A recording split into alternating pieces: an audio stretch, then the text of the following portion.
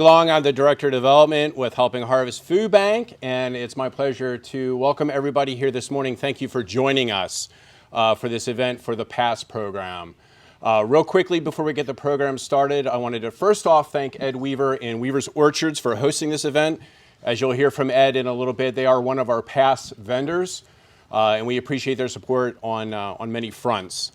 Before we get started, I would like to just recognize those who are in attendance and thank them. Of course, obviously, we have Senator Schwank, who will be speaking with us this morning, and members of her staff. We have Representative Cepeda Freitas, thank you very much, and we have Chaz from her office. Representative Zimmerman, along with his staff member Priscilla Eberly. We have Representative Joswiak, thank you very much for coming here this morning, as well as Commissioner Sielnick and Lynn Burns from her office.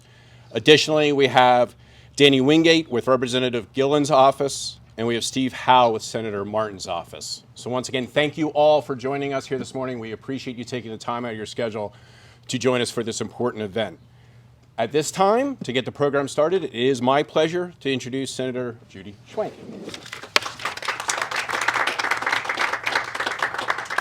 Thanks, Doug, and good morning, everybody. You know, if we were strawberry plants, we'd be snug under a polyester blanket right now out in the field, because Ed told me that last night, because it got so cold, they, had to cover those strawberry plants, which they hope to harvest relatively soon. So I was hoping I'd have a prop of a box of strawberries here. But I could take cider, or I could take the other fruit as well.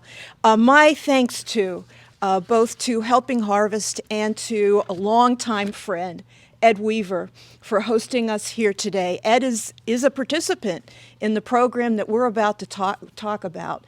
And I want everybody to note that there's two things going on here. One, we're highlighting some of Berks County's wonderful agriculture by being on this farm, where we know we get fresh grown local produce. But the other thing that we're highlighting is a unique program in the Commonwealth of Pennsylvania, something that other states don't have, which is what we fondly call the PASS program, or the Pennsylvania Agricultural Surplus Program. And this program was created so that surplus produce or meat or eggs or milk or any kind of agricultural product that we produce here in the Commonwealth can be taken to food banks and then distributed through the charitable food system. And actually, it goes through our state umbrella organization, Feeding Pennsylvania. And Jay Worrell, who is also our CEO of Helping Harvest, is also on the board of Feeding Pennsylvania. So he can talk a bit about that connection. But it's important to note today, again, that we have this wonderful program. We're at the beginning of the planting season. We're going to be harvesting some things relatively soon. And we're also in the budget season. And cue in all of my colleagues here, the legislators that are here also in support of the PASS program. We're doing the budget. We're hoping that we're going to get a budget by June 30th. I have it on good word from my colleagues here that we might make it, right? We'll see. We'll see. I don't know, Representative Joswiak isn't giving me a signal here, but come on, Barry. But at any rate, we think that we will. But the PASS program is a part of the state budget. This has been so successful. In fact, they've run out of money to buy some of that local product that we think is so important for those folks that need food. Why should they not also have these products, the ones that we enjoy as well? So they were flat funded in the budget, which is about $4 million in the budget. And we're actually hoping to double that, at least double that, because this program has been working so well for the Commonwealth and for all of our food banks and food pantries throughout the state. So what does PASS help? How does it help farmers? Well, one, of course, it takes that extra produce, but it pays farmers for not only growing that product, but also for processing it or wrapping it. Or, you don't sell milk by the tank load, you sell it by, in containers that consumers can use. There's a cost associated with that. So we want to make sure that we can offer our farmers the kind of funding that they need to cover their costs. And in terms of the products that we've had in Pennsylvania, I'll give you a list of them. apples, asparagus, broccoli, butter, a lot of dairy products, which are so important here in the Commonwealth for our farmers. Cabbage, cheese, chicken, corn, cucumbers, eggs, green beans, ground beef, lettuce, milk, peaches, pears, potatoes, squash, strawberries, like we'll be seeing soon, tomatoes, yogurt, and zucchini. And I know that there are other products as well that are available through this unique program. I'm very proud that the Commonwealth actually has started a program like this. This unique connection between our farmers and the food system and the consumers of the charitable food system is something that is so important. We want to be sure in our charitable food system, in our food bank system, that people get the best products that we can possibly offer. We know that there is a real need. We know that there are many people, and Jay can talk about this as well, the number of people that have increased coming to food banks, not just because of the pandemic, but other factors in terms of the economy as well. So we know there's that need out there. Let's make it the best system that we possibly can. And the past system, I think, is part of that solution there. There are other things that we fund through the state budget as well. But this is a key piece of the agriculture budget. I serve as the chair of the Agriculture Committee in the Senate, so I'm going to be advocating for this because I know it works. It works both for our farmers and it works also for the people that need food. So we'll hear more a bit about what Jay is seeing and others from Helping Harvest and Feeding Pennsylvania in terms of the need that's here and how we can do better at it. So Jay, I'd like to introduce you, please. Thank you, Senator Schwank. Senator Schwank has been a long-time supporter of our work, going back many, many years, even to her days as a county commissioner. And so I just want to recognize how much good she has done for our consumers in this community. We really appreciate her support. So I just want to tell you a little bit of the story of what's been going on with food banking and food insecurity over the past few years. So I think most people here will know, in 2020, we really saw a big increase in food insecurity across the nation, but certainly here in Berks County.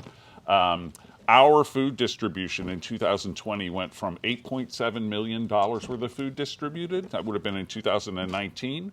In 2020, we distributed $14.6 million worth of food. So a very substantial increase, and it happened very, very quickly. So we were typically distributing 140,000 pounds of food a week. And then right at the beginning, first week of the pandemic, that number jumped to 340,000 pounds. We did that with the same number of trucks, the same number of guys working in the warehouse, the same number of reach equipment. And it was a very exciting time at the food bank.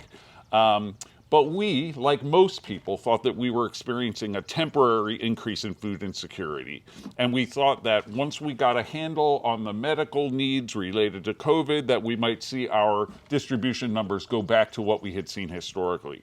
And unfortunately, that just has not been the case. So the fact that we've had the economic problems in our community right on the tail of this pandemic has really hit the families and the seniors and the children that we serve very hard. And I said we distributed $14.6 million worth of food in 2020. We distributed $15 million worth of food in 2022. And so you can see the need is actually increasing. And like us, I think most people in the community, most of our governmental partners thought that we were seeing a temporary increase in food insecurity. And so we saw a lot of resources coming to the food bank from very generous people. We saw increases from the state, through the CARES Act from the federal government, and many, many philanthropic leaders, philanthropic organizations in our community. But nobody thought that they would be giving those kinds of supports to our system every year. And so we now are experiencing a time where the resources available to meet the nutritional needs of the children, seniors, and families that we support simply is not there. And we are having to start making choices about if you come to us and say that you need food, we may not be able to serve everyone's needs. This is a problem that keeps food bankers up at night. But we think that The PASS program, which again is unique in the state of Pennsylvania and I think really could be a seed change for the way that food banks operate across the country, we have enough food to meet everybody's needs. We just don't have good mechanisms to get that food from the farms to the mouths of the children who need it. And we are focused primarily right now at feeding children. We believe that in a period of shortage like we are now, it's incumbent upon us to use that food where it will have the greatest impact. And we feel that is by feeding children during their brain and body development years. So we're looking at children from, you want to say 0 to 8 years old, or -9 months to 8 years old. We really want to make sure that they have the nutrition that they need so that they can be successful as adults and contributing members of our society, because we know that if we do not meet the nutritional needs of children during that point of their lives, they will carry deficits with them that we will be paying for decades. And so I'm really encouraged by the support that we have at this event. Again, the PASS program is key, in my opinion, to meeting this need. We have relationships through the PASS programs with many vendors in Berks and Schuylkill County. Weaver's Orchard is one of probably the best partner that we have in that. And one of the things that the PASS program helps us do is that we make relationships with local farmers that goes past the PASS program. So we purchase apples from Weaver's for the children that we serve, but Weaver's also then knows that, we can donate product that we don't have another place to sell. And it really is very helpful. One of the primary activities that food banks do is we rescue food from the waste system and redirect it into the households of the families that need that food. And the PASS program is a crucial part of that. So again, I really want to say thank you so much for everybody's support. I feel like for 3 years I have been saying, we need your support now more than ever. And I think people are going to start thinking that, I'm crying wolf, but it is very true. We need your support now more than ever. There are a lot of people who due to age or disability, they're too young, they're too old, or they're too sick to work, cannot meet their nutritional needs on their own, and they need our help. So I'm very encouraged by the support that we have here today. Together, I think we can make sure that no one goes to bed hungry in Berks County. And it is my pleasure to introduce Ed Weaver, one of our great partners in the PASS program and our host today, who'll say a few words. Thank you. Good morning. Just really exciting to have all of you here today. And thanks for taking time out of your schedules to come here to beautiful Berks County.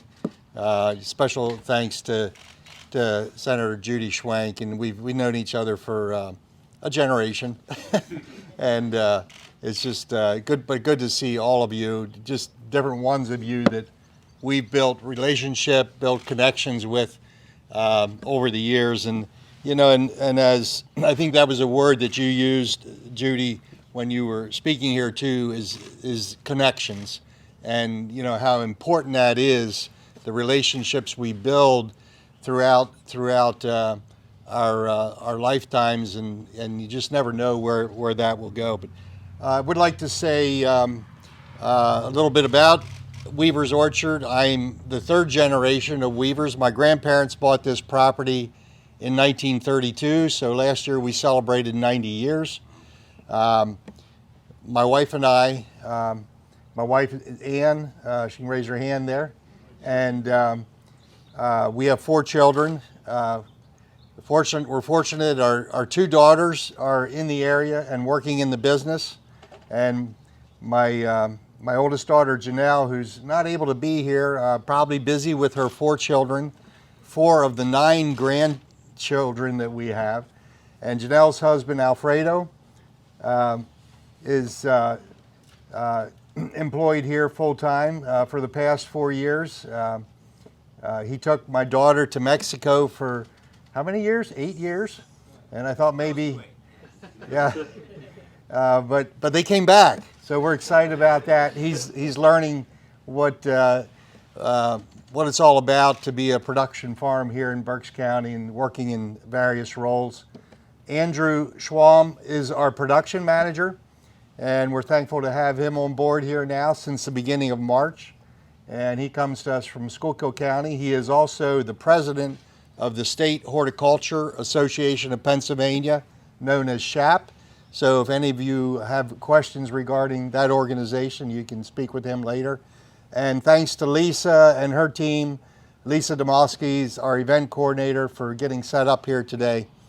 One of the things I was thinking about here as we're interacting with each other's, and we talked about connections, and way back someone had the vision to start the whole food bank system, and it probably started small, but it has grown, and now we talk about not only about Berks County, Lehigh County, the local area. We talk about feeding Pennsylvania. I got the right hat on today. Had to search a little bit for that one. I knew I had it here somewhere.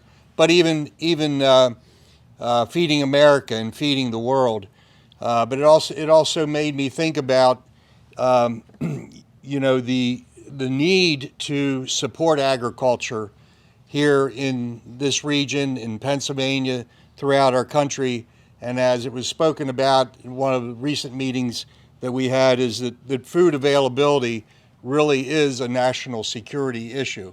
And that's the thing that I appreciate about the vision that is being presented even here today, is to feed the needy, feed the families that are in need. But it's a complicated thing. It takes a lot of people. It takes a lot of connections, as Jay spoke about as well.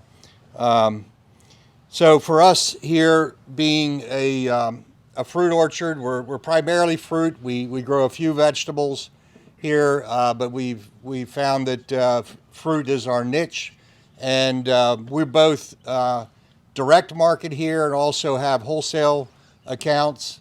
So a lot of about 60% of what we produce here goes out through our farm market down here or through our Pick Your Own program. And that's another area too that's just what I really enjoy about that, and what we do here is seeing families come out and be able to experience that together. And I know in our mission we talk about experience. We want people to be able to experience the farm here and learn about agriculture, and that's part of the reason that you're here today too. It does take a lot of work. It takes many hands. We probably today there's somewhere between 45, 55 people working here today between our production farm and the market, and we'll go up to over 100 people through the summer and the fall. So it takes a lot of hands, it takes a lot of management, a lot of key people. And yesterday when we had to go out and cover the strawberries to protect them from the frost, there was 10 or 12 guys out there doing that job, making sure it was accomplished, and then they'll have to be uncovered today, and it takes a team. So the items that we contribute to the to helping harvest is apples, peaches, plums, nectarines, pears, squash, and probably a few other things from time to time. And the past program has really, it's been one of those programs that has inspired us, and prior to the past program, we would donate to the food bank system, but with the past program, when there's a product out there that that we're considering what we're going to do with it, if we don't have an outlet for it, and we realize that, okay, there is some funding there to help cover the labor of getting it harvested, the cost of the container, the cost of transportation. It inspires us to go to the work and do that and get it into the warehouse there so it can be distributed. And for us, I know for myself, it really gives me a good feeling to know, and it's rewarding to know that it's getting out there to those that are in need. And the thing I think about it too is that if I had to distribute that myself, it would be very costly. So I just appreciate the system that has been developed there to do that. I could probably go on talking about what all we do here, but I'll probably leave it at that. I'm open to questions at any time. If you have questions afterwards, if you'd like to stick around a little bit, feel free to take a walk down to our market. And if you have other questions about the operation here, I'll be glad to answer those. Okay, thank you.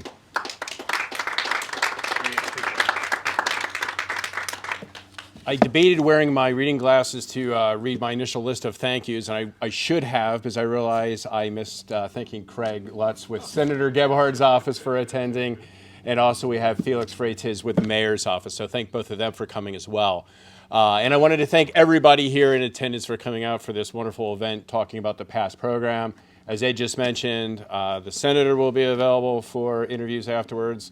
Jay, of course, and Ed's team would be happy to talk to anybody about their phenomenal operation here. So once again, thank you everybody for joining us on this beautiful morning. Take care.